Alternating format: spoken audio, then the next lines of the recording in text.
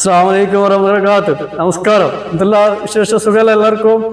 ഞാൻ ഇന്നൊരു പ്രധാനപ്പെട്ട വിഷയമായിട്ടാണ് ഞാൻ ഇന്ന് നിങ്ങളുടെ മുമ്പിൽ വന്നത്. സമൂഹത്തിൽ നമ്മളെ യുവതലമുറ ബാധിച്ച ക്യാൻസറായ ലഹരി നമ്മൾ സ്കൂള് വിദ്യാർത്ഥികളെ പോലും പിടിമുറുക്കിയ ഈ ലഹരി മാഫിയെ കുറിച്ചാണ് ഞാൻ ഇന്ന് കുറച്ച് ചില കാര്യങ്ങൾ നിങ്ങളുടെ മുമ്പിൽ പറയാൻ ആഗ്രഹിക്കുന്നത്.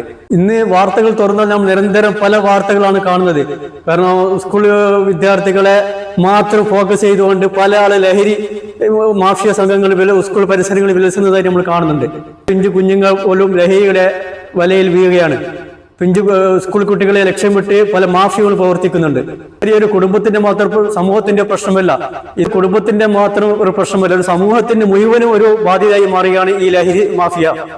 നമ്മളെ പിഞ്ചു കുഞ്ഞുങ്ങളെ ലക്ഷ്യം വിട്ടുകൊണ്ട് അവർ ചെയ്യുന്നത് വെറും ക്രൂരതയാണ് സമൂഹത്തോട് കാണിക്കുന്നത്. ഇവരുടെ ലക്ഷ്യം എന്ന് പറയുന്നത് ചെറിയ കുഞ്ഞുങ്ങൾ മാത്രമല്ല, സമൂഹത്തെ ഒന്നടങ്ക യുവതലമുറയെ അവരെ നശിപ്പിച്ചുകൊണ്ടിരിക്കുകയാണ്. പിഞ്ചു കുഞ്ഞുങ്ങൾ ലഹരിക്ക് അടിമയായി നമുക്ക് നഷ്ടമാകുന്നത് കുഞ്ഞുങ്ങളുടെ ആരോഗ്യം മാത്രമല്ല, കുഞ്ഞുങ്ങളുടെ വിദ്യാഭ്യാസം, ഭാവി, നമ്മുടെ കുടുംബത്തിന്റെ സമാധാനത്തിന്റെ അന്തരീക്ഷം, സമൂഹത്തിന് ഒരു വിപത്തായിട്ട് തന്നെ അത് മാറും. നമുക്ക് ചെയ്യാൻ പറ്റുന്നത് ജാഗ്രത മാത്രം പോരാ, ഞങ്ങൾ നിരന്തരമായിട്ട് അവരെ നിരീക്ഷിക്കണം. നമ്മൾ കുട്ടികളെ അവർ കൂട്ടുകെട്ട് ആരാണ്, അവർ പോകുമ്പോൾ എത്ര ലേറ്റ് ആയിട്ട് അവിടെ പോയാൽ അവർ അന്വേഷിക്കണം. നമ്മുടെ രക്ഷിതാക്കൾ നിർബന്ധമായും അവരെ ഏത് സമയത്തും വരുന്ന രീതിയിൽ കൈകാര്യം ചെയ്യാൻ പാടില്ല. അവരെവിടെ പോകുന്നു, അവർക്ക് ഫ്രണ്ട്ഷിപ്പ് ആരായിട്ടാണ് അവർ കൂട്ടുകെട്ട്, അവരെ പെരുമാറ്റ രീതികൾ എല്ലാം നിരന്തരം വീക്ഷിക്കണം. പിഞ്ചു കുഞ്ഞുങ്ങളോട് അടിച്ചിട്ടോ അവരോട് ദേഷ്യപ്പെട്ടിട്ടോ കാര്യമില്ല. നേരെ സ്നേഹത്തോടെ മോട്ടിവേഷനിലൂടെ അവർ കാര്യങ്ങൾ നല്ല രീതിയിൽ ഫ്രണ്ട്ഷിപ്പ്, നമ്മൾ മാതാപിതാക്കൾ നിരന്തരമായി ചെയ്യേണ്ട കാര്യം അവരൊരു ഫ്രണ്ട്ഷിപ്പായിട്ട് സംസാരിക്കാം.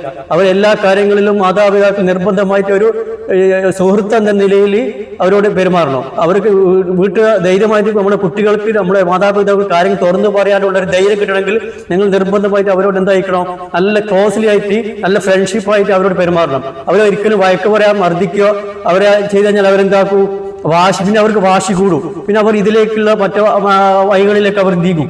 അപ്പോ അവരെ അടിച്ചത് കൊണ്ടോ അവരെ ഭീഷണിപ്പെടുത്തുകൊണ്ടൊന്നും കാര്യമില്ല. സ്നേഹത്തോടെ പെരുമാറി അവരെ മാറ്റിയെടുക്കാം. കുഞ്ഞുങ്ങളെ പെരുമാറ്റത്തിൽ എന്തെങ്കിലും മാറ്റങ്ങളോ ഭാവ വ്യത്യാസങ്ങൾ കണ്ടാൽ അത് അവഗണിക്കാൻ പാടില്ല. നിരന്തരം അവരെ നിരീക്ഷിക്കണം. ഈ കാലഘട്ടത്തിൽ നമ്മൾ നിരന്തരമായിട്ട് അവരെ വാച്ച് ചെയ്തുകൊണ്ടിരിക്കണം.